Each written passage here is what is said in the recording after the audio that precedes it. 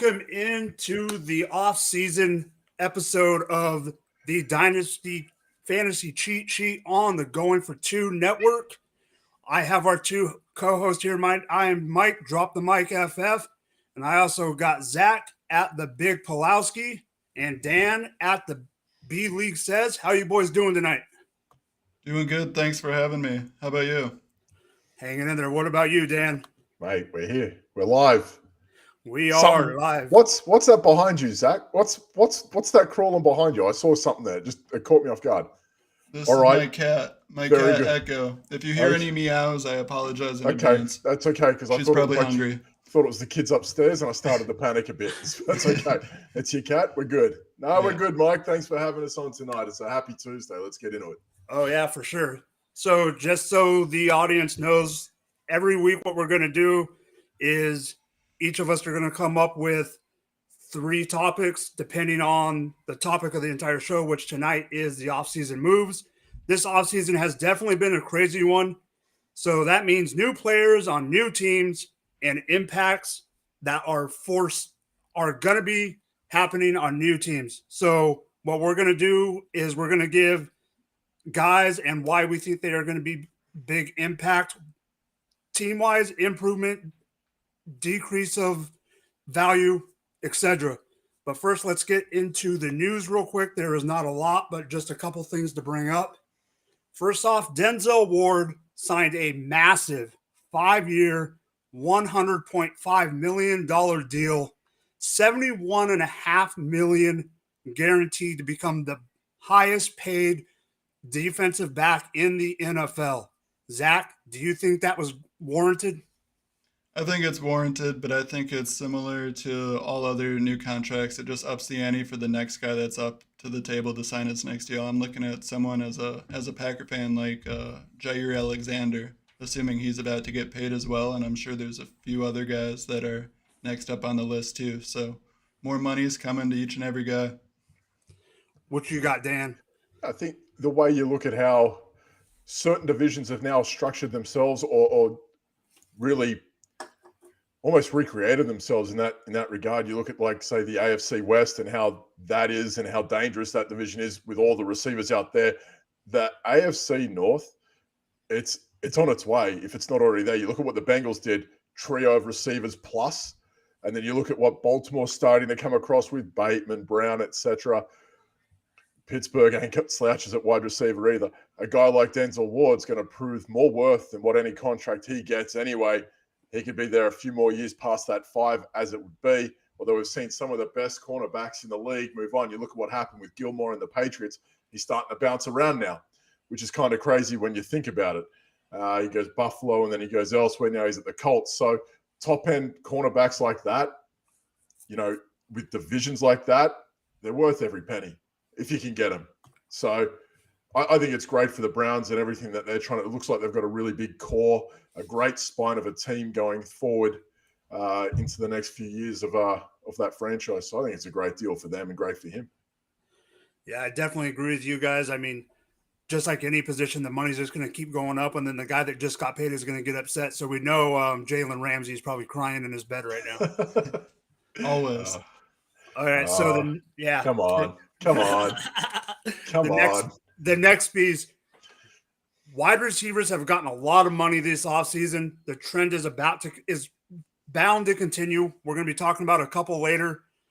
But due to that trend, players are threatening to hold out for new contracts. Those 3 players right now are threatening to hold out: A.J. Brown of the Titans, Terry McLaurin of the Washington Commanders, and Deebo Samuel of the San Francisco 49ers.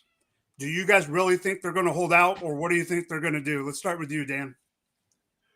I think it's kind of convenient when you look at how some of the teams through this draft are set up. So the Packers have a couple picks, late first round, right? Mm-hmm. Yeah. I mean, if they're looking at you can't replace Devonta Adams, but you'll have a good crack with a guy like A.J. Brown, right? So if you got 2 firsts and you think he's that damn good, I don't blame these, big tier wide receiver guys, Brown, Samuel, McLaurin, et al. Even Deontay Johnson's come up saying he's looking for a new deal as well, right? So you're looking at guys like that are saying, well, there's a couple teams. Kansas have a couple picks. Philly got a couple picks. Wide receiver needy teams as well. I can understand why they're holding out, saying, hey, well, look, there might be a better team out there for me. If you're not going to pay me, I'll go somewhere else. If the Packers don't have that money that they offered to Devonta Adams, they have picks plus cash. They might be a great landing spot for one of these receivers moving forward. So I understand the idea that receivers now, especially this year, are looking at, 50 mil guaranteed. Yeah, good Lord. But we're also looking at why these players are doing it now. We're also talking about now, obviously, it's draft season, and we're looking at all these rookies that they're saying 7 rookie wide receivers, I think I saw projected to go in the first round. That's madness. Whether these guys even warrant it's another thing.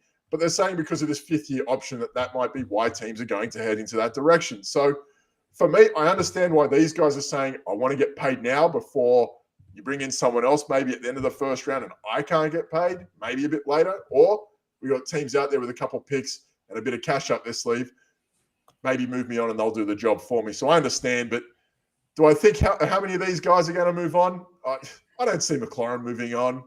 I don't really think he's got the panache to do it. Samuel is a weird one. AJ Brown, I think, wants this. I don't think he's going to move. Samuel just seems to be the weirdest one. Although the reporting's coming from Adam Schefter, and that guy, he's 0 for 7 on San Francisco reporting. So how much stock you want to take into that's another thing. But I don't know. I don't think they really want to go anywhere. Like, if you've got the money in your hand, why would you go? Like if you're San Fran, you've been to the Super Bowl twice in the last 3 years, give or take, or NFC Championships, Super Bowls, and all that. What's an extra $5 million a year going to do to winning? Like, it's madness. Like, I don't know. I don't think they're going to go anywhere. I think they'll all stay in the end. I think a lot of it is relative to the team's current situation and also who they have at quarterback as well. Because I look at some of these teams, if there's question marks around who they're starting at quarterback, obviously you want that anchor point of who they're throwing to be there already. If, say, you're bringing in a rookie, but also there's some concern because, say, it's someone like Tennessee, you don't necessarily know who Ryan Tannehill's or how much he's throwing. So how much do you actually want to pay a top tier guy? But at the same time, you look at it. I mean, they signed Julio last year. Obviously, they got Robert Woods this year. But even when they try and go out and make splashes for other guys to be targets, doesn't necessarily succeed. So why not just retain A.J. Brown? And same goes for those other teams in similar situations. That's also quite indicative of someone like the Titans, though, right? Because, okay, they have Ryan Tannehill and they've paid him a lot of money, and going into the next year or so, he's going to hamstring that team. They've run off Corey Davis. Julio Jones isn't there, and they could lose A.J. Brown. That's none of their receivers. That's kind of wild when you think about it. That's like they're going to back Ryan Tannehill to a contract that might not be feasible, and he might not be the long-term solution. Derrick Henry's running out of steam in a year or two's time, and they've just lost their three receivers in the last 2 years. It's crazy. And I've even seen them being mocked to draft a wide receiver in the first or second round because of it, and to complement because they lost Julio. It's one thing to do that, though. That to replace that, is another thing. Like, no, yeah, it's very hard to replace what you already know works, let alone improve. And I don't think you look at these teams like who in this draft can improve these teams without these guys there. Maybe Mclaren you can upgrade Mclaren fine, but Samuel and Brown are quite pivotal to what their team's function are. I'd find it very hard to find a guy in this year's draft that could replace what they bring to the table for their teams. Mclaren, I get it. And once again, he's gone from he's had what 7 or 8 quarterbacks in 3 years, right? Like what he's had to deal with, he's had a guy with half a leg playing quarterback. That's not a joke. He had that. So you think about what he has, and now he's got Carson Wentz who's playing with half his brain hanging out of his head most weeks. So it's kind of hard to see why he would want to stay, let alone take the money if the quarterback situation doesn't improve. But I don't know. I find it hard. We could have sat here 4 weeks ago and said, I find it hard to see Tyreek Hill and Devonta Adams playing for anyone else. And here we are. But, I'd find it hard to see these guys who, only in their 3rd year, 4th year to make the demands as such without actually. I get it. Yeah. I get why you'd want to pay your receiver It's really scary. I mean, like I look at the Packers right now. They traded away Adams, and yeah, they got some picks, cool. But I mean, signing someone like Sammy Watkins along with Lazard, and then hopefully getting a wide receiver that hits, maybe making another trade. I mean, it can get grim really quick. I don't see why you wouldn't just try and seize the opportunity with that, because I get wanting a sum of parts that equal that whole of a Devonte Adams, but it's really hard to do. Oh, And yeah. when you're depending on guys to create separation and stuff that we necessarily haven't seen it could get ugly quick for a lot of these teams. Do you know who the most expensive wide receiver this year is? Who? Guess. I don't. I'm trying to think. Think bad teams and bad deals. Bad teams, bad deals. Christian Mike, Kirk. you got any guess? I'm stumped right now. Christian Kirk. It's Kenny either Christian- Golladay. Oh yeah, it is Galladay. Oh. So you're looking at guys who are Oh. actually producing, saying, "Pay us," and Yeah. and you got old mate over in New Jersey making 24 mil or something, Yep. like something stupid. Like, I should have known that. I put should up- have known that with the Dan question. Yeah, Yeah, putting up 300 yards and no touchdowns. 20 odd mil, and I can see why these guys are saying, "Why can't you pay me that?" There are teams saying, "I don't think anyone should be paying that, unless you're a Giant." So Yep. whatever. So, all right, let's get into the main event of the night. So, each of us have picked one or three free agent or traded players to talk about. We're going to rotate. We're going to start with Zach. Zach, give us your number one person and why and what you want to talk about that guy. So I'm starting off with Russell Wilson, kind of an obvious choice there. Clear upgrade for Denver at the QB position. I love his weapons around him. I mean, you have Javonte, maybe Melvin comes back as well. Obviously, there's speculation for him with Baltimore, but you never know there. But alongside, he's got Judy, he's got Sutton. So while he leaves DK and Tyler, he's going to another loaded wide receiver core. They also have Hamler and Patrick. I like the situation around him. I have some questions about the Albert O love. We haven't really necessarily seen Russell utilize his tight ends to the fullest extent, except for Jimmy 1 year in the red zone. There's not really a lot of high volume there.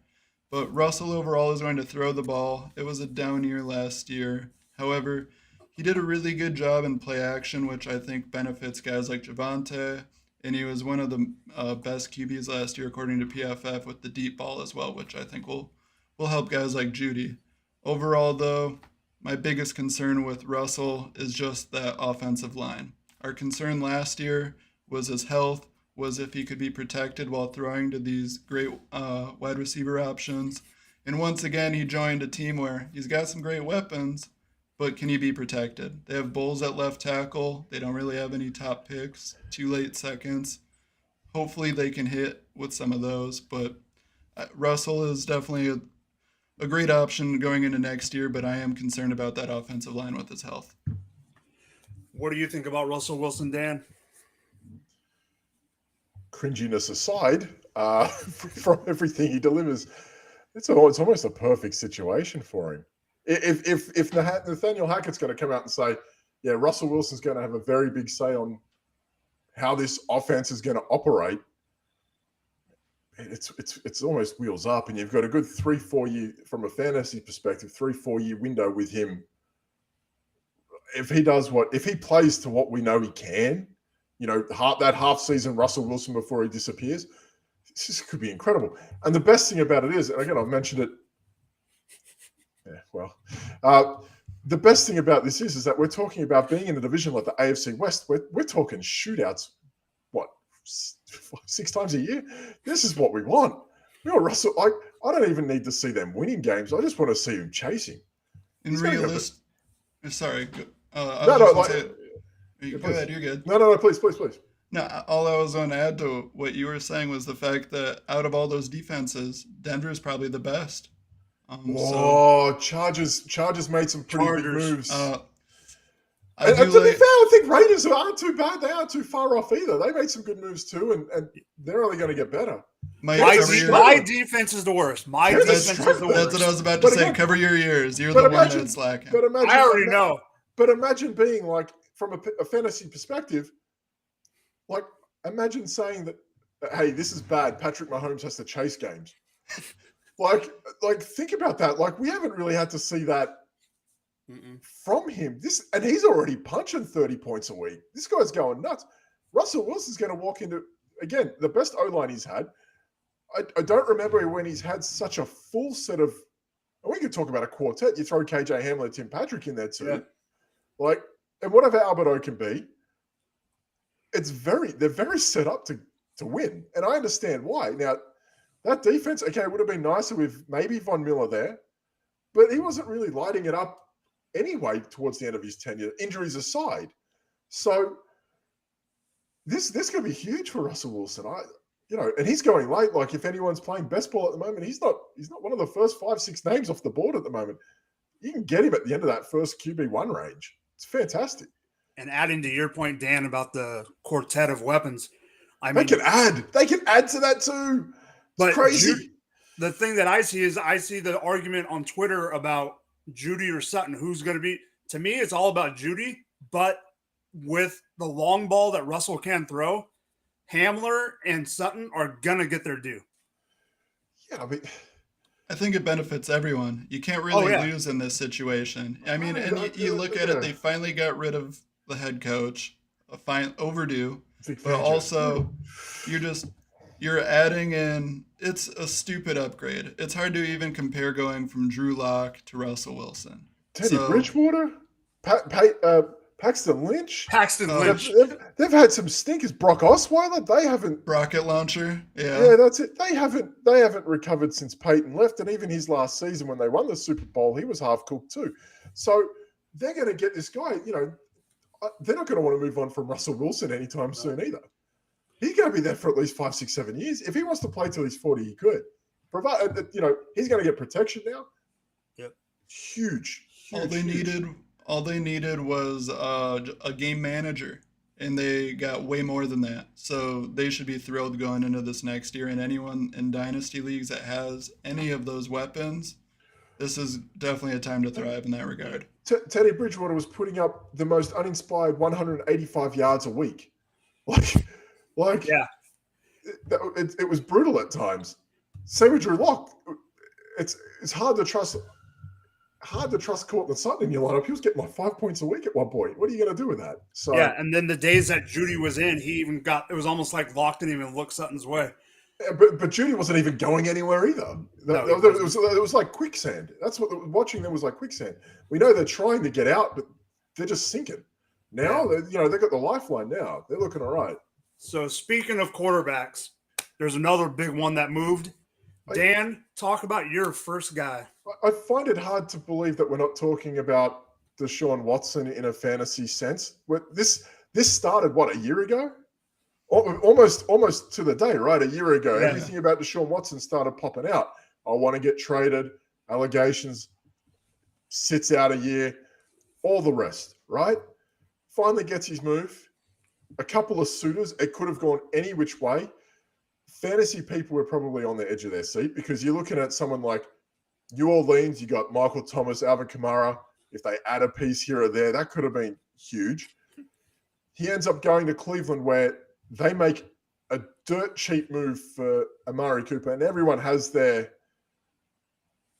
I don't want to say issues with Cooper, but everyone has their reservations about Amari Cooper because he shows up.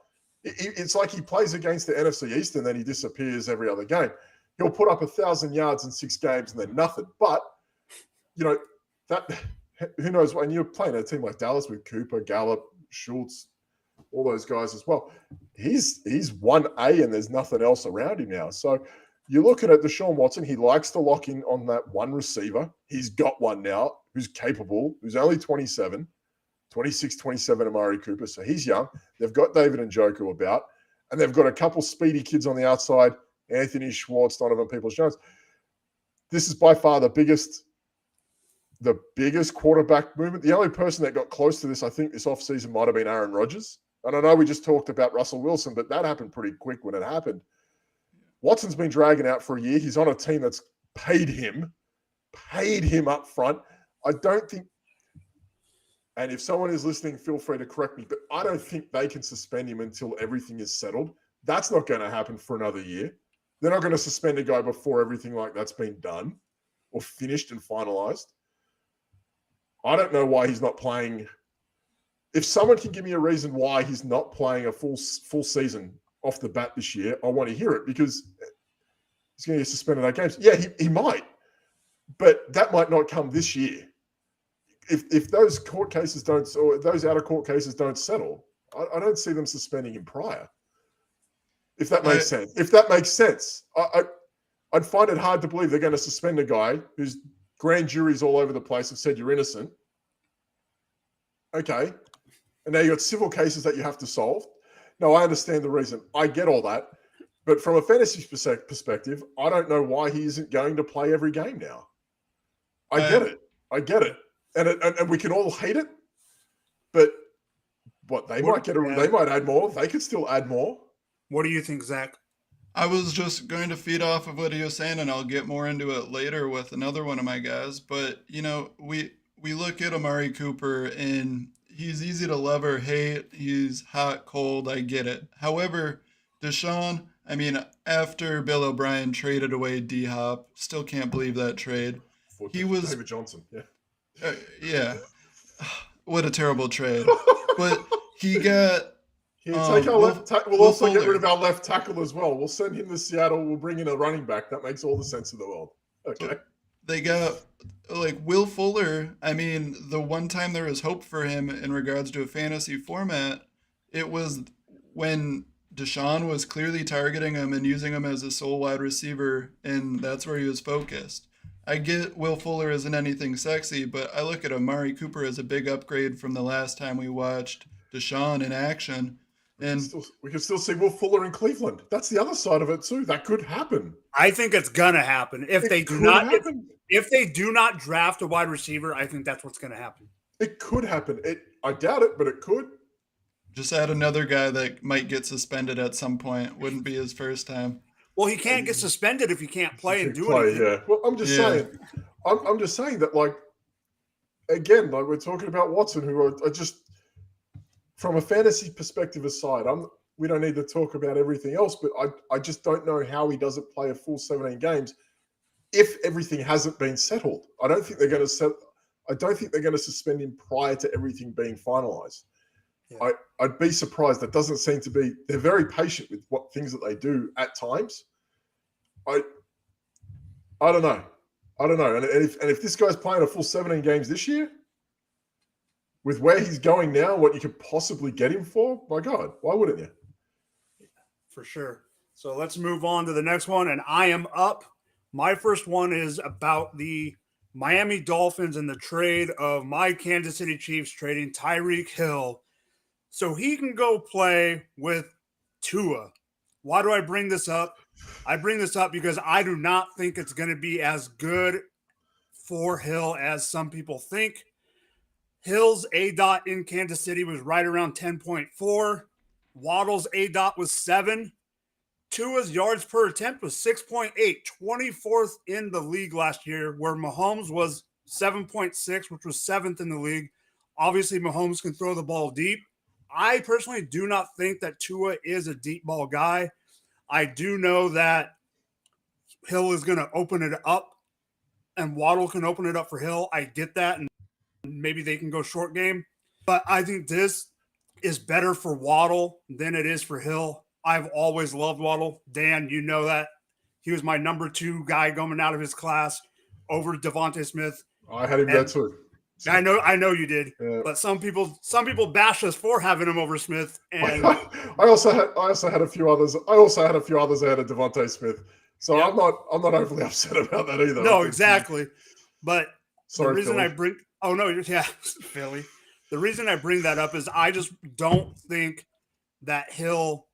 I'm knocking Hill down in redraft, and I am knocking him down in Dynasty. I hate to say that, but to me, this is still Waddle's wide receiving core to get the majority. I think Waddle is not going to drop. is mainly what I'm saying. People are concerned that Hill's going to take the market share and Waddle's going to drop. I don't think that's the case. Devonta Parker only played 10 games last year and had 22% of the market share. Oof. Waddle had 25% of the target market share. Hill in Kansas City at 25. Miami still has a decent tight end in Gesicki. I know it's a new offense, but I just don't see Hill producing like he did in Kansas City just because of the way they run the offense and because of the quarterback. What do you think, Zach? I completely agree with what you're saying. I also look at it from a chemistry standpoint. Waddle has a pre-existing chemistry with Tua. Hill, I'm sure he'll develop it quickly, but it's still going to take some time to get there, a few weeks, and then maybe that production will pick up some more. And I also look at it from a standpoint of, you downgrade from Mahomes to Tua. You really got to drop your expectations a bit when you look at what this guy can do. And I don't want to minimize what Tyreek Hill is on the football field, but at the same time, it's comparing apples to oranges when it's Mahomes and Tua. I don't see the same volume. I don't see the same accuracy with deep balls. I'm not feeling very optimistic long term in regards to what Tyreek is with some of the hype he's getting. I still like him, but he's definitely way down my list in comparison to where some other people have him at. What about you, Dan? Yeah, I'm just looking it up now. They had about 61 less pass attempts last year, Miami, than Kansas. So they were still going for it a fair bit in that regard. I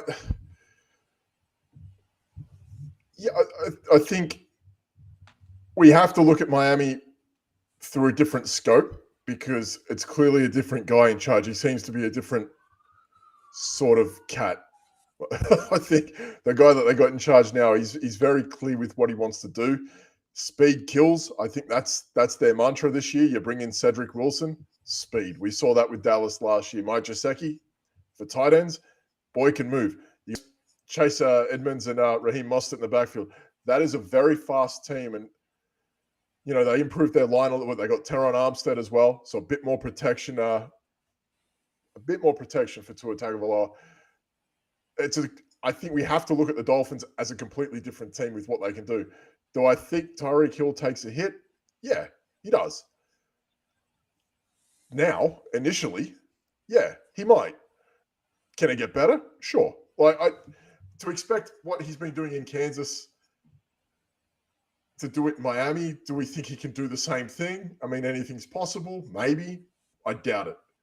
Waddle's too big of a talent. He hasn't played with a wide receiver like this.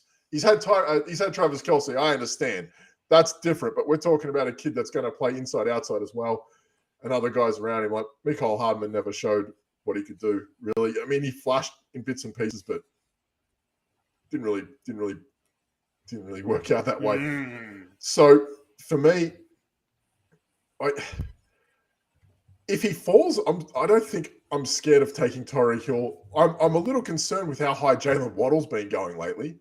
That's problematic for me. Okay. I think he should be the guy that falls a little bit more than Hill, because Hill at least he's got the receipts to say, yeah, I'm this guy. Hill had a very big rookie year without actually having a big rookie year. I know that sounds weird, but it was almost Jarvis. It's not the same play, I understand. But remember, that was like Jarvis Landry a few years ago in Miami. He was one of the reception leaders, but he barely had 1,000 yards. Kind of felt like that sort of a thing with how he was used in a way. I'm not overly scared of Tyreek Hill. He's going to have those big weeks. He's probably going to finish a back-end wide receiver 1, and that's probably where you're drafting him at now anyway. So is that a problem? Maybe. Who outside that top wide receiver, who outside the wide receiver 1 range can jump him? Who's going to come up and jump him? That's kind of what I want to know, because if, what is it? It might not be Deebo Samuel or AJ Brown again, because by default they might drop off depending on where they go or what happens with them.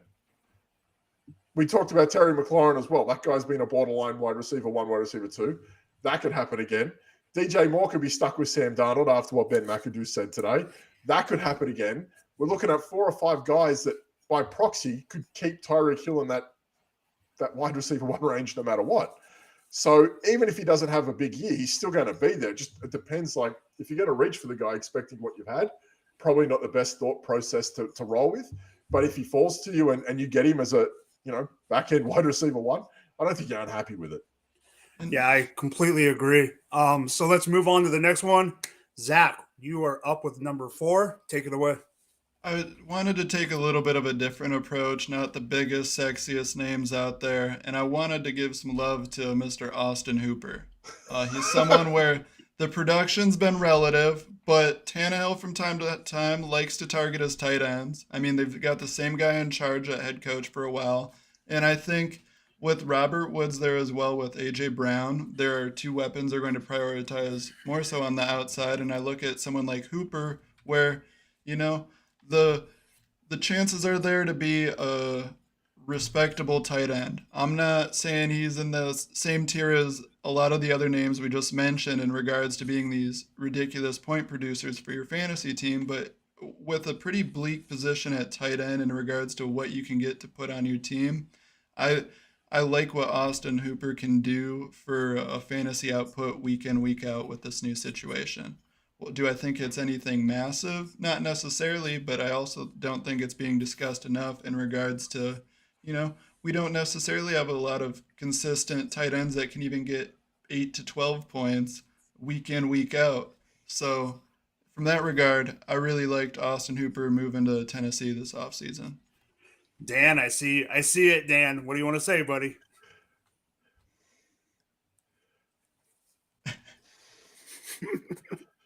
I think when you look, here's the positive. He's better than Michael Pruitt and Jeff Swain. Yep. So that already with how when they get down to that red zone use, if it's not Derrick Henry, you saw last year it was tight ends. Like they didn't hesitate using tight ends, and that might have been because Julio, and we saw Julio in Atlanta for how long not really perform in the red zone. He was a nightmare to watch. If you had him on your fantasy team, every time Atlanta got down there, it was just brutal. But this wide receiver group is wide open, and tight ends is wide open. So yeah, I mean, listen, you're right. You only need 10 points to be a tight end one on a weekly basis. Teams are playing like. I'll give you another. Like we look at tight ends, for example. I don't think he's on the list before I say his name. He is not. So. You look at I mentioned him on another show elsewhere. You look at a guy like Hunter Henry who was scoring a touchdown. He scored 9 touchdowns last year. He led the Patriots with touchdowns. Those weeks he scores a touchdown, he's a top 8 tight end. The weeks that he doesn't, 15 to 20. Like that's where you're at. I call it the Kyle Rudolph phase because that was Kyle Rudolph, right? Kyle Rudolph would score 10 Packers fan knows. Kyle Rudolph would score 10 touchdowns in a season, but he'd do that off 50 receptions. And he'd have maybe 480 yards in a year.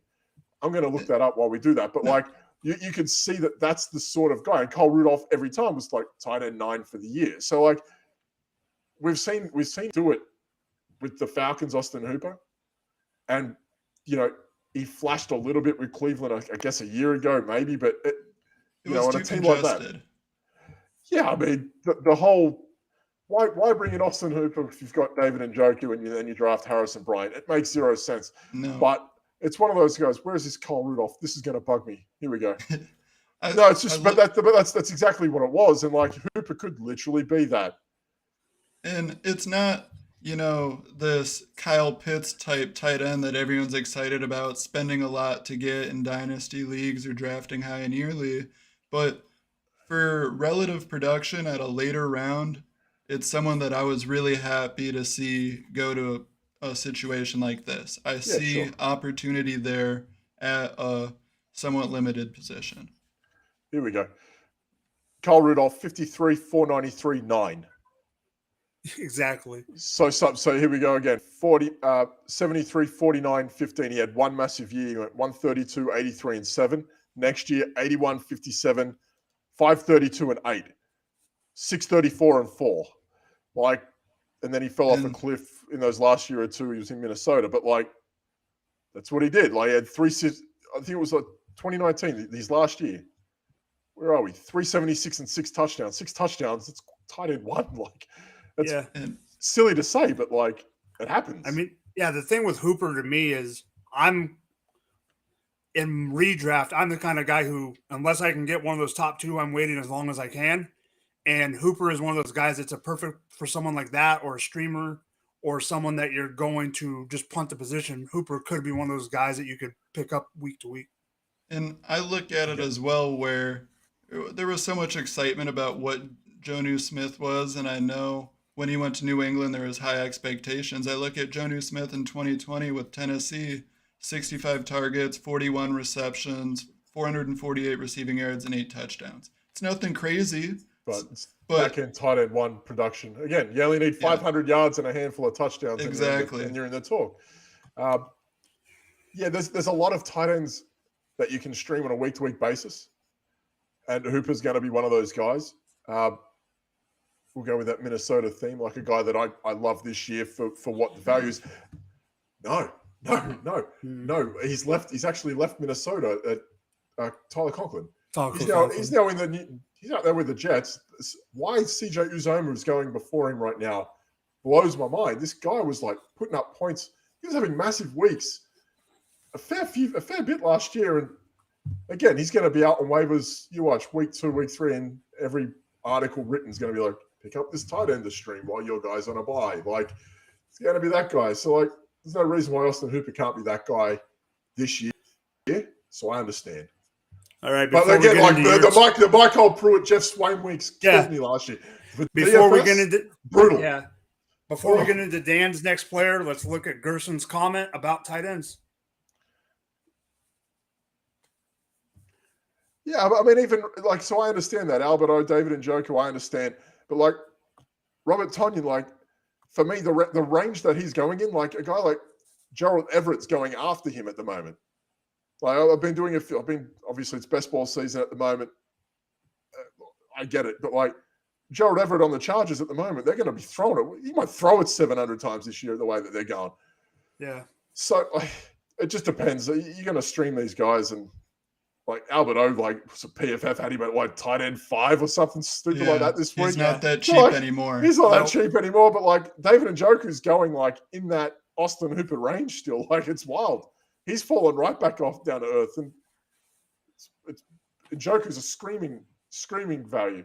Which I also have in a league with Gerson. David Njoku sitting there. All right. So for our next topic, Dan, I think you're going to be talking about a wide receiver in the AFC West. Let's do it. Yeah. Again, like we just spoke about a guy like Tyreek Hill leaving the AFC West. We could talk about a wide receiver coming into the Las Vegas Raiders, Devonta Adams. It was such a to and fro thing because of Aaron Rodgers. Here we go. We got Aaron Rodgers. Is he coming? Is he going? You felt like, you know, the white knight through all of this was Devonta Adams last year. No, wherever we're ride or die. Like that was the sort of vibe you got from him. Rodgers signs, and then Devonta Adams is like, nah, I'm out. Already bought a place in Vegas. I'm getting out of here. I want none of this. And I understand. Listen, they went to overtime with the Bengals in the playoffs on the road. I think it was on the road or was it at home? I forget. I'm losing my mind. It was on the road. It was in Cincinnati. Oh, that was right. So it was on the road, and they lost in overtime by a field goal to Evan McPherson, right? So you're talking about a team that took a team that went to the Super Bowl literally to the brink, and the Raiders they never felt like they were in form throughout the year, but they were always hanging around in games. I don't remember a time they really got dealt. And they did that with like Hunter Renfrow because Darren Waller was out. You're getting at his peak. I know everyone's on the Cooper Kupp train, but I still think Adams is still the best receiver in the league. Doesn't matter who he's playing with. I don't think this is where we're at. So, yeah. Danica's the old ex, though. Yeah, he's got a new ex now. Yeah, the fiance left. Yeah. Olivia Munn, Danica Patrick, the other, like, yeah, he's not doing well. They all left.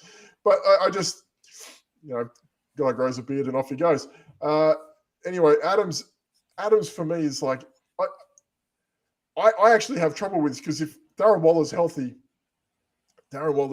and then I feel like this is great news for Josh Jacobs because they're going to get to that red zone a lot more, and Jacobs is going to start punching them in. But if you didn't get there, I was going to. Yeah. I mean, Yeah, so Josh, look, Hunter Renfrow is shifty enough to be able to get himself, especially like those scoring situations. I think the benefit of this is I don't think we're going to see, and again, big if they are all healthy. We saw that NFC Championship game, and he's getting triple teamed. Like, I'm sorry, Mr. Packers guy. We're seeing this, but like Alan Lazard is free, and you're throwing it into triple coverage with Adams, and I know he's amazing, but like he's not going to get that in Vegas. I don't think. I looked at it. I don't think he's going to get that in Vegas. Devante Adams, I believe, was roughly 30% of the passing attempts last year for Green Bay, and that's where even if that takes a hit, like it might be more. I know this sounds weird because it's Aaron Rodgers to Carr, but it might be more quality. He might be open more. He might double team Adams. It's not triple team. No weirds. That's just like he'll be fine. Waller's out there. This is huge for Adams. So he's going to take a hit in volume. I don't doubt that, but this Raiders offense might be one of the best in the league by the end of the year. We might be looking at them. We might be looking at them. They draft a receiver this year. Could they? What were you going to say, Mike? So I just looked it up. His target share was 33.1% of target, just target share. We can't even I understand that. Like we can't say that's going to happen in Vegas, but Darren Waller was kind of doing that anyway. So it's not like they don't script this to happen because they were with him. Like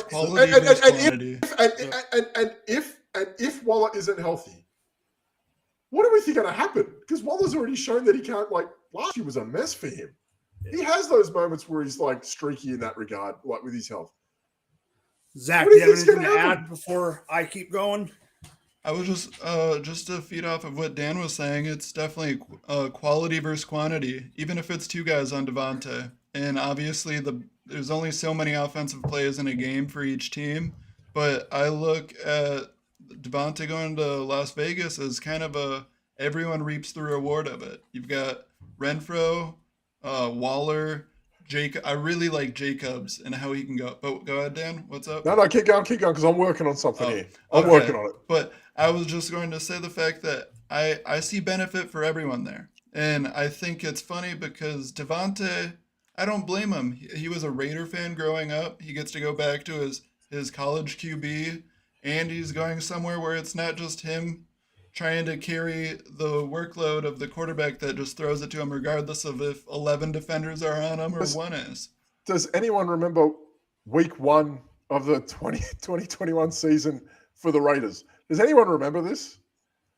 Back when Gruden was still a coach? Who'd they play? Week 1, Baltimore. Who'd they play? Baltimore. Yes. What we talk about Derek Carr locking in on a guy.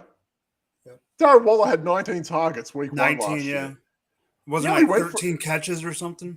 He went 19, 10 for 105 and 1, which isn't that great for 19 targets, let's be honest. Yeah. But we're talking about Derek Carr being able to lock onto someone. He does. He still had in a year where he only played 11 games, he was just a few targets short of 100. It's gonna happen. Yep. It's gonna happen. He still threw it 19 times in one game. That's wild. That's wild. Definitely. So let's move on to number 6, and it's my turn. And I kind of want to a little bit direction, kind of like Zach, where I didn't go big name. I just wanted to go situation on this one. The Indianapolis Colts quarterback situation. Everyone thinks getting rid of Carson Wentz was the best thing that could happen if you're a Colts fan. You got Matt Ryan for a 3rd-round pick. To me, it is a lateral move. You didn't upgrade. And here's why. Because at first I thought it was an upgrade. And I can see Zach is literally looking at me going, you're an idiot. But here we go. Wentz averaged 209 per game. Ryan averaged 233 per game. Yes, he averaged about 20 yards more per game. However, he also threw the ball a lot more. per completion, Wentz was 11 yards per completion, and Matt Ryan was 10.5 yards per completion. Almost the same. Ryan had 3,968 yards, 20 TDs, but 12 interceptions. Wentz had 27 TDs and only 7 interceptions. Yes, he has Jonathan Taylor now. He's got Michael Pittman.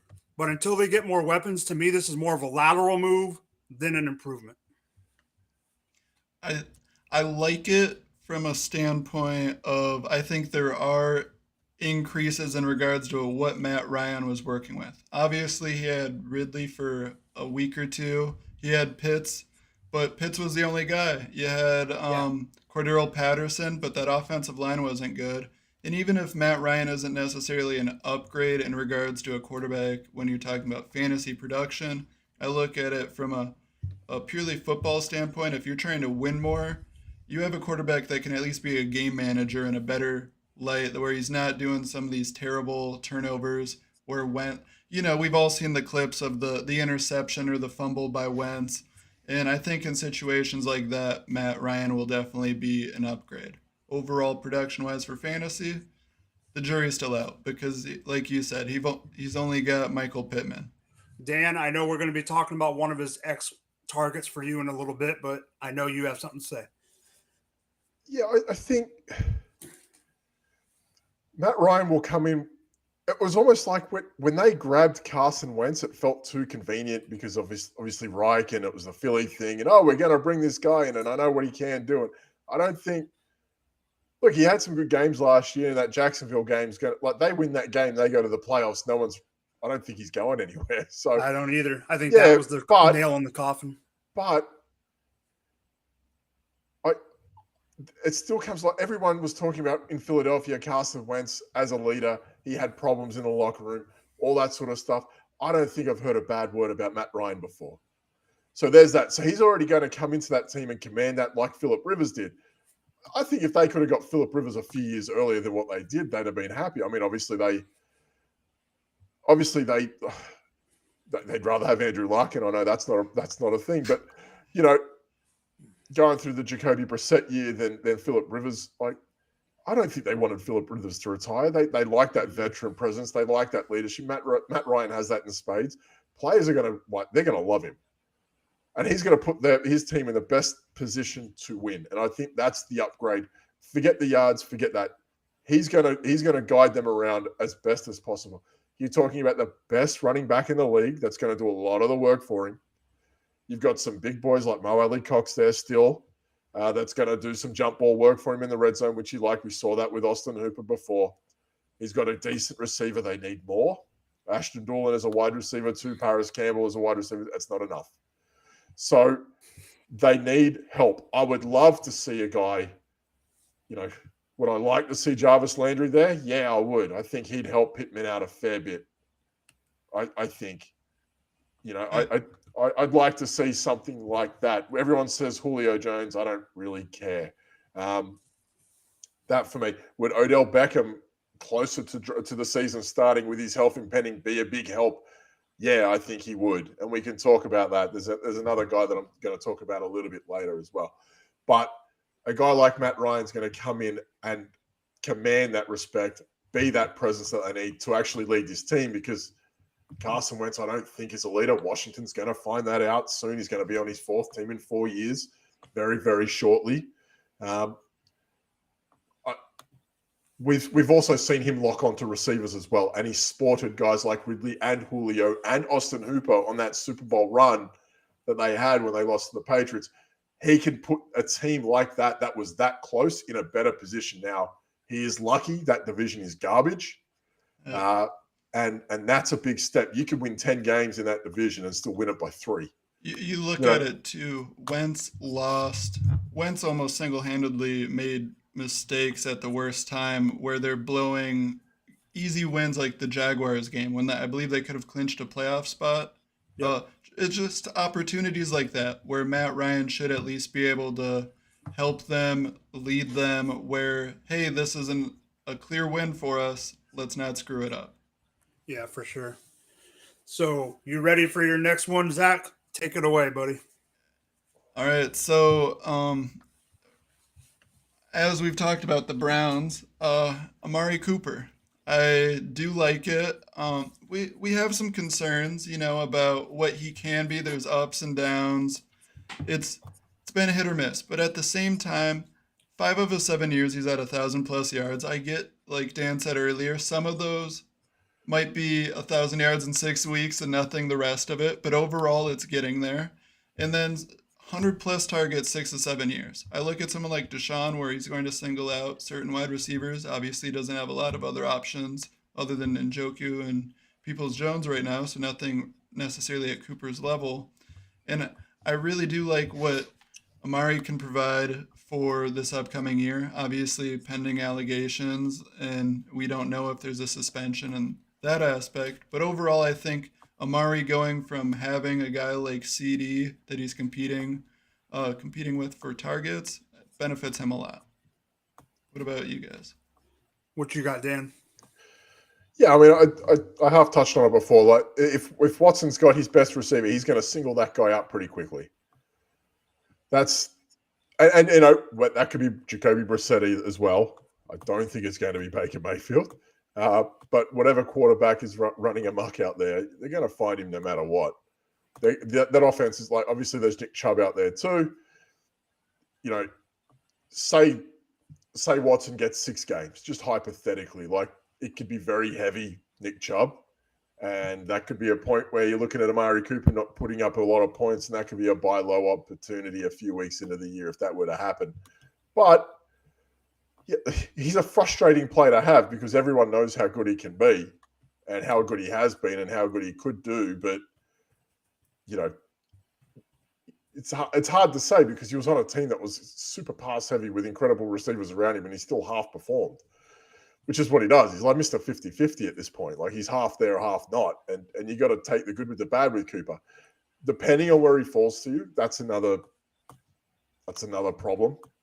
Would I be reaching for him? Probably not. But it might be too late by that point. He could have already blown up and, you're going to get good another 2-3 years out of him before he hits that 30-31 season, I guess, 3-4 years. What is he, 26, 27, right?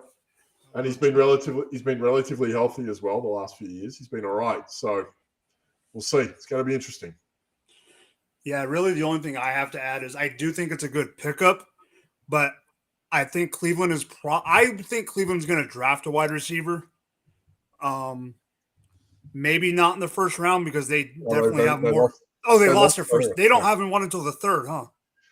Yeah, give or take. So, and look, there's still some capable receivers. We'll get to that. We'll get to that because there's some free agents that we'll talk about. I mean, I'm talking about through the draft. There'll be a few guys popping off in that third round. Oh, yeah. That'll still be there. Like there's some. We spoke about again. Terry McLaurin was a third round pick, right? Yep. There are dudes that are hyper capable that we overlook because it's a third round guy. Those guys are there. If they're diligent about that, like Stephon Diggs was a 5th round pick. Adam Thielen was a 6th or 7th round pick or something. Free agent, something similar. And what Stefanski was able to get out of 2 receivers in his time was something else. We'll see what they come up with. Yeah, I mean, like a random name out there that I know is a deeper pick that people love is Jalen Tolbert out of Southern Alabama. I mean, guys in that range is what they could steal in the draft. The problem that I have with Cleveland as a whole, we spoke about Miami a fair bit before and saying, okay, it's a different Miami. Let's see what they can do. This is like no Landry, no Beckham, no Mayfield. This is a different Cleveland team, but it's still the head coach, which we know can go uber conservative and lean on the run. And that's a problem at times. So I'd almost feel more confident in Cooper knowing there was someone opposite him that can help. The volume could be a positive, but I'd rather someone take that pressure away. It goes back to his time when he was playing for Oakland when Michael Crabtree wasn't there. Cooper kind of he was up and down. That's what happened when Michael Gallup. It wasn't until Michael Gallup came in when he was at Dallas. Like it was kind of up and down prior. That's how he can be. So I'd like to see him get someone opposite him soon. So before we go ahead. into your next guy, Dan, what do you think about Donovan Peoples-Jones as possibly being that guy? Sure, why not? He's flashed. It just depends on what they think of him, and that's the problem. Yeah. Like that's the problem because they also had Jarvis Landry and Odell Beckham and screwed that up. So and we literally saw, the latter guy I just said, he was arguably the MVP of the Super Bowl till he dusted his knee. Like they botched that. They literally botched two guys that have come through the system together that know their role, and they screwed that up. And now they've got Cooper and Watson and maybe someone else. Interesting. Peoples-Jones is a relative buy low. Like if you can get him with hopeful upside at a cheap price, awesome. But at the same time, you don't want to commit too early or pay too much if you're trading for him because it's hard to say. Like Dan was saying, it's so hard to predict some of these Cleveland wide receivers and just how they're going to use them. You can get the cheapest guy. Schwartz at the moment's the cheapest guy. Yeah, for and sure. If you're looking at player to player, that speed that Schwartz has would almost be replicative of what Will Fuller has done. So if you're looking at a dart throw, I'd get the cheapest guy and just see where it lands it. Because what's the worst thing that happens? You just cut him a few weeks later or whatever, or move him on after a big game or two. So I'd be more concerned about how they use these guys because they showed and that could have been a Baker Mayfield problem and that could well have been it. But you still got two guys. We saw Beckham was open half the time and Landry just didn't know, what was going on half the time. So, it just depends on what they do with these guys more so than what we think because the jury's out, I think, on he had a good year with Minnesota and Stefanski's done not much. It's not great. Jury's out. Quick question before you dive into the next. Was Gruden the head coach for when Cooper was drafted? No. Do you guys know? It was before. Okay, I was just trying to think of who the best coach has been, who the best head coach Cooper has had to this point. Not Jason Garrett. Okay, so to the next player, Dan, you are up. Yeah, I think we're looking at a guy who's walking into a team. Again, like we're talking about for what might be worth. We're talking about wide receivers at the moment through free agency. We're talking about a guy that's just got Tom Brady and a team that threw 716 times last year. Like, why are we not talking about Russell Gage? He's probably the cheapest wide receiver 3 you'll find. Half the time nobody wants him, and half the time you put him on a trade block and people just laugh at you. No, really, like the guy's walking into a team where prior to being injured, Antonio Brown was the best receiver on that lineup. And now we're talking about Chris Godwin, who's coming back from an ACL. Like, no Rob Gronkowski at this point. We're going to talk about a couple of these guys later, but, who's the Tyler Johnson? He's not it. It ain't Scotty Miller. It's all these guys, not Cyril Grayson. It's not Rashad Perryman. He's literally walking into, until Chris Godwin gets his knee right, a wide receiver 2 role for Tom Brady, who wants to get rid of the ball quickly, and he's going to be there open in the middle of the field the whole time. Why are we not talking about this guy more? It's freaking madness.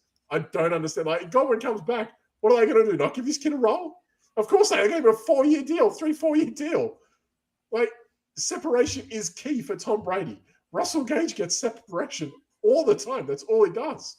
So why are we not saying, hey, this guy has a chance to go from a bona fide, I like these guys that you can get cheap that are back-end flex wide receiver. Okay, we laugh, Dan's a Giants guy. I love guys like Sterling Shepard because for what they can do, for how much you can get them, how cheap they are, they produce. That's what they do, right? So Russell Gage is going to be a flex wide receiver 3, depending your league, who can end up a wide receiver 2 at the end of the year by proxy, because all Tom Brady wants to do is throw the ball. That's what Fournette had 84 targets last year. That happened. People aren't talking about that again. Tom Brady wants to chuck it. They just signed a guy for 3-4 years for Tom Brady. I don't think Tom Brady would have come back knowing that this guy wasn't I know that sounds silly, but he would have wanted to know who was on this team before he decided to come back. Oh, I completely agree with that. I completely understand. That would have happened. He wouldn't have said, okay, I'm not coming back because we don't have anyone. Who have you signed? He would have known something about this. You mean you wouldn't have done what Aaron Rodgers did? Yeah, that's what I'm not saying. But I'm not sorry, salty Packers fan. Okay, Nice. I'm happy. We just needed to get rid of Aaron too. I've heard that a lot lately. So Ben. But just a salty Packers fan. You had Favre and you had Rodgers, and Eli won the same amount of Super Bowls as the both of them combined. That's neither here nor there. But we're talking about a guy like Russell Gage. It's not going to be sexy, but we're talking maybe what target? How many targets per week do you think he could get? 7, 8. I was going to say 8. Yeah. 8 targets. 8 targets is the third receiver for Tampa. Oh yeah, I'll take that all day long. My God, this guy's nearly free. Like, you can put him. I'm telling you, if you have Russell Gage, I've got him in a few leagues. I've done it before. I've put him on the trade block. Nothing. Like, and you take something for him or package with him, but nothing. And the guy's going to walk into a team that threw it 700 times last year. What are they not going to do the same thing? Like, I don't know what to do with my hands. I don't know what to say anymore. Like, he's about to walk into the best year of his life, and he just came from a team that had no Julio, no Calvin Ridley, and a rookie tight end. Yeah, he gets a quarterback upgrade. It's madness. Yeah. I'm struggling to see, like, we're talking about winners off the offseason and free agency. He won. And this team was what? Close. I've also seen the trade you send as well, so I can also understand nothing too. But we're talking about a guy that's like got the upgrade of a lifetime, even if it's just for 1 year. What happens if he goes off, say, the first 5-6 weeks of the year? No one's going to trade for him then. It's too expensive. No one's going to believe it because Brady's bouncing in 7 or 8 weeks, right? And Brady finds guys that he likes too. You named all those different options further down the depth chart before, and there's been different weeks where he targets them heavily because he's just feeling it that week. And why can't Gage be that more often than not? We talked, was it the playoff game? I think it was either the playoff game or the week before played. Brashad Perryman went off, but they had no Mike Evans. They had no Chris Godwin. They had no one. He will do it comfortably and frequently, but if they're all healthy, it's going to work out for a guy like Gage anyway. Yeah, for sure. So let's move on. And I am also going to talk about a wide receiver. So easy, because no one wants to talk about Melvin Gordon, right? He's like the Grim Reaper for running back teams. If I told you that I was excited about a guy in 2021 that had 38 catches for 410 yards and only 1 touchdown in 10 games, you would probably think I'm crazy. However, you were talking about Kenny Golladay. No, because Kenny Golladay had 0 touchdowns. 0 touchdowns, that's right. Here's the problem. It's because he had Andy Dalton and Justin Fields as his quarterback and Matt Nagy as his coach, which is a horrible situation. And that player is now on the Rams. Allen Robinson, as the Rams' second wide receiver, is going to eat. They do have Van Jefferson. Boo-hoo. They don't have OBJ anymore. They don't have Robert Woods anymore because he's in Tennessee. Cooper Kupp is going to get double teamed like crazy. We all know it. I think Allen Robinson is going to eat. Not saying he's going to be like a top 10 wide receiver or anything, but for what he's been lately, this is definitely by far the best wide receiver or the quarterback he's ever had. I think he's going to have a good year. Do I think he's going to be in the top 10 or 15? No, but do I think he's going to be a top 24 wide receiver? I would be shocked if he wasn't. What do you think, Dan? Yeah, his best quarterback last year, let's not get it twisted, was Nick Foles for 1 game. True. Let's not get a mistake. Nick Foles was their best quarterback last year. I can't believe they went away from him after that 1 game. That's beside the point, Paul Bears fans. Yeah, it's a weird. I find it a weird landing spot. It's a great landing spot for a wide receiver to go to a Matt Stafford throwing team with Cooper Kupp, Sean McVay at the helm. I find it's just a weird place for him to go, though. It's just, you look at the guys that they had, they thrive off. They thrive off separation. Van Jefferson, Odell Beckham, Robert Woods. Those guys, they're quick, they're shifty, they get open very, very fast, right? I don't think Allen Robinson is that guy at 28 years of age. So I found that kind of odd. There are so many other landing spots I would have loved Allen Robinson to go. It was just a weird place to go. But as someone who has a fair bit of Allen Robinson, I can't argue with it. Is he going to be a top 20 wide receiver this year? Probably. Is he going to have top 8 weeks through the year? Yeah, probably. Like, that's going to happen. So, you know what? I don't have a problem with it. I have Robinson in a few leagues. I'm a big fan of the guy. No problem at all where he's at. It's just there could have been better options for him to go fantasy-wise. Like, we know that Matt Ryan's in Indianapolis. I'd have loved Robinson to go there instead. Like, that's a place I would have loved to have seen him go. It's just, it was a weird sort of deal to see him go to a team like that. But again, I can't argue. It's fine. Yeah.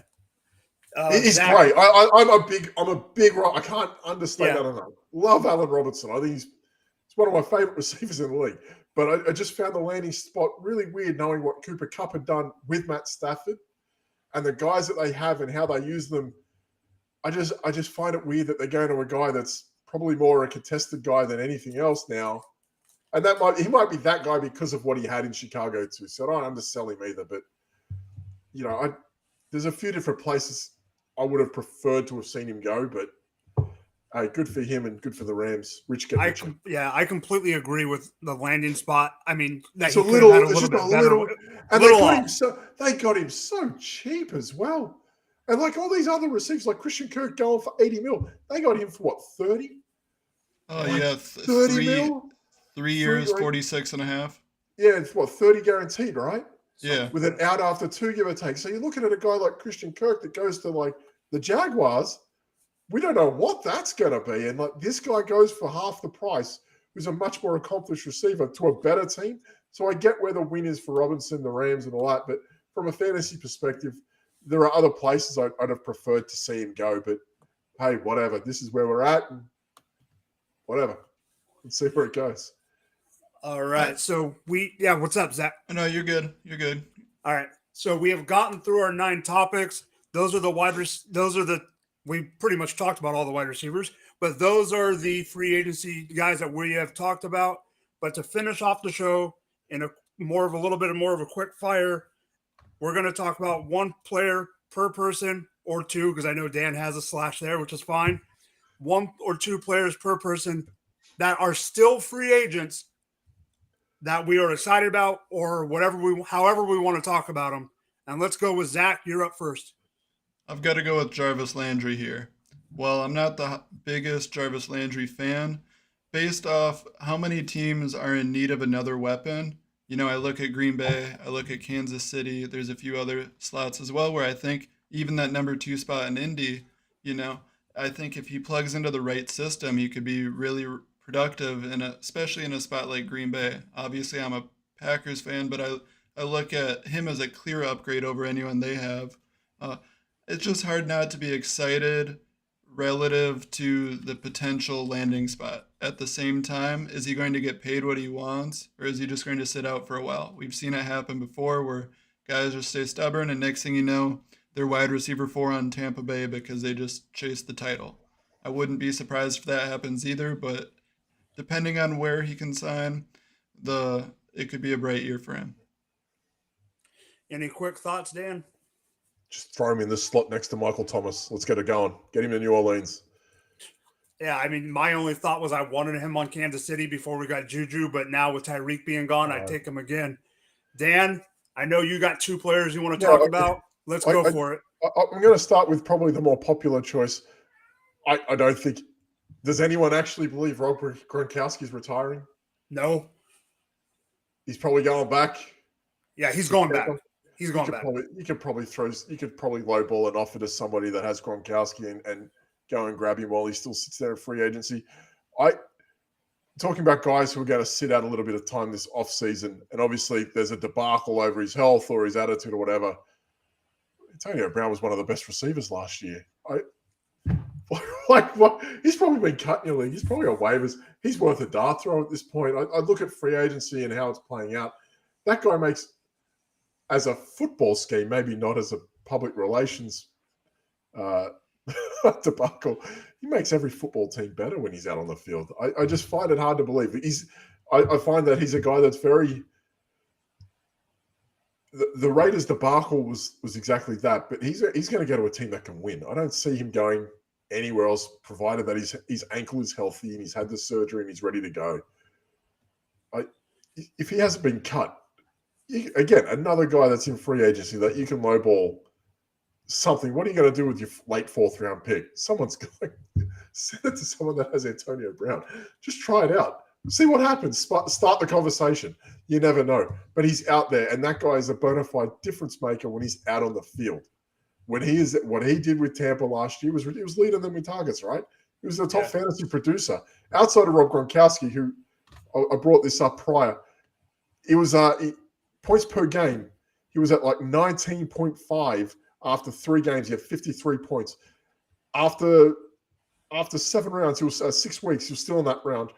After 7 games, he's a tight end 15 after playing 3 at 19.5 points per game, still on average. He was only 3 or 4 points off the tight end 12, Zach Ertz, at that point. The guy he's a point scoring machine. So you got 2 guys that are sitting there in relative free agency, right? Gronkowski's probably going back to Tampa. I understand that. Point scoring machine if he comes back and plays.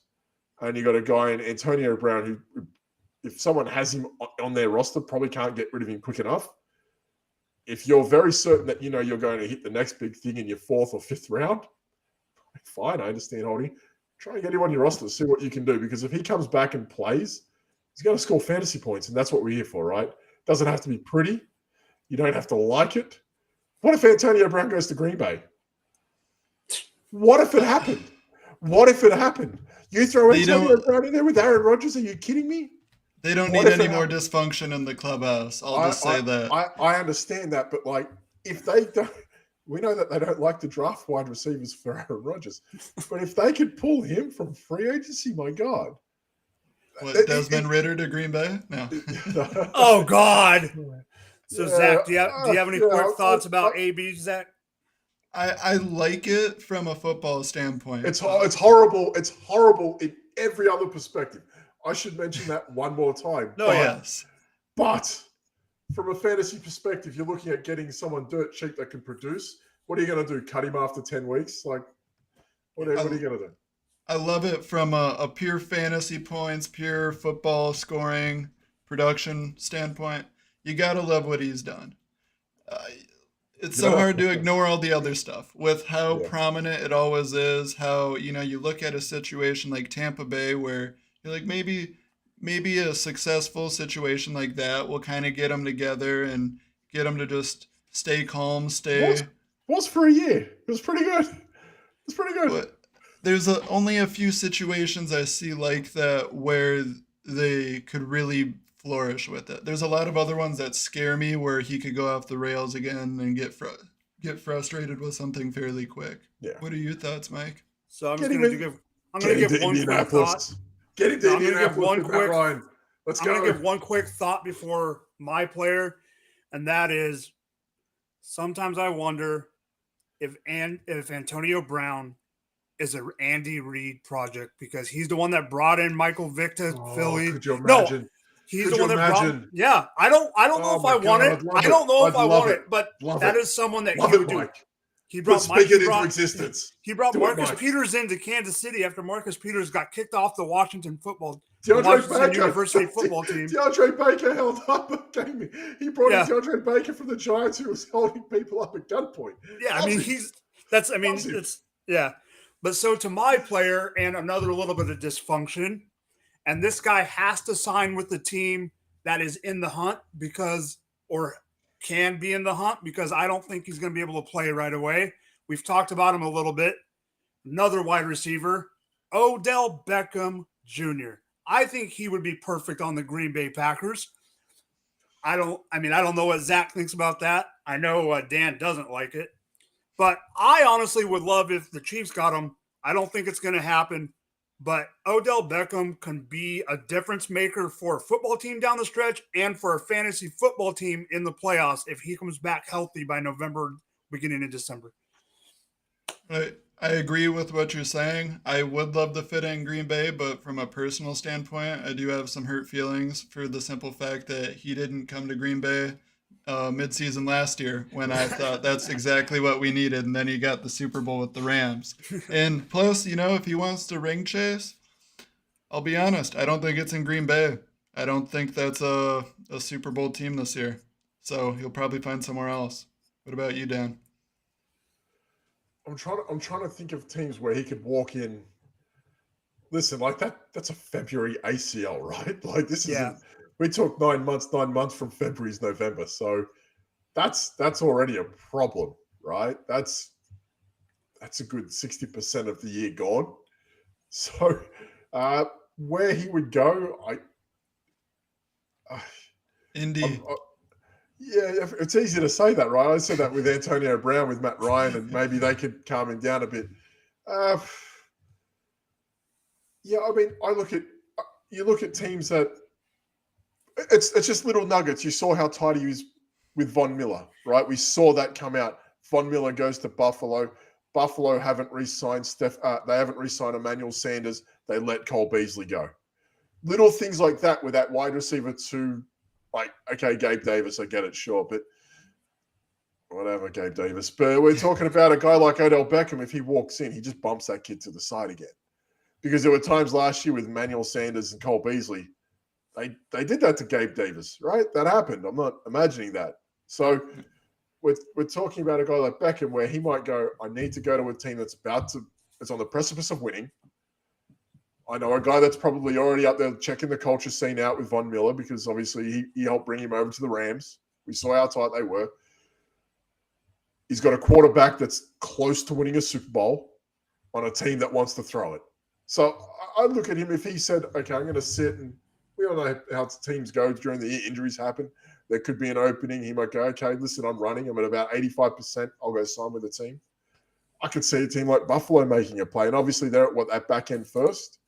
They might also go get that wide receiver instead. So I understand that as well. But listen, I think everyone saw the real, as a Giants fan, obviously, like how it ended with us, obviously with Gettleman shipping him off to Cleveland. Like, we were sitting there thinking, why? You've just got a quarterback that isn't Eli. And he did really well with Eli. But what could have been with Saquon, Odell Beckham, Sterling Shepard, and Evan Ingram, we'll never know, really.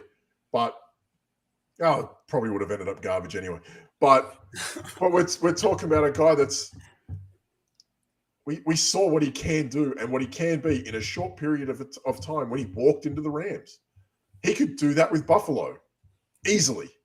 So I don't think he's going to go to a team where they're not ready to win or not in that contender. Like, I don't think anyone's going to think that the Bills aren't winning the AFC East.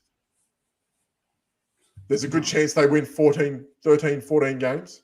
There's a good chance that they have those home playoffs.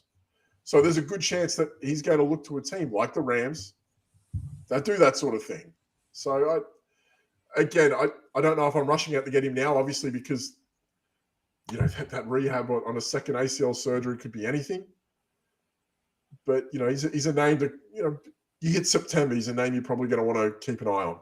Yeah, exactly. I didn't mean really in like the summer, but like just towards closer to the year. Listen, like if we talk Antonio Brown and Kansas, why wouldn't you say the thing for Beckham to that place?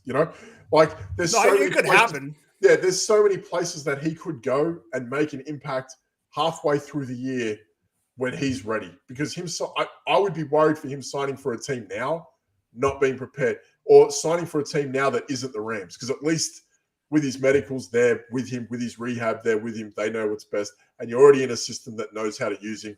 And you throw that three-headed monster of Cup, Robertson, and Beckham, my God, it would be incredible. But I'd be worried to see where he goes while he's still doing this recovery phase. I don't know. I like the fit of Buffalo, though. I do. Yeah. I look at it from a standpoint of they already, Allen and Davis already have chemistry where I'm not a big Gabriel Davis guy by any means. Yeah. But at the same time, he can operate as that wide receiver too. Throw him inside Diggs. Like on the inside there's a slot guy, Diggs on the outside. And you got a bit more contested work with Gabe Davis there. Dawson Knox is an end zone guy, a red zone guy. Like that would be fairly.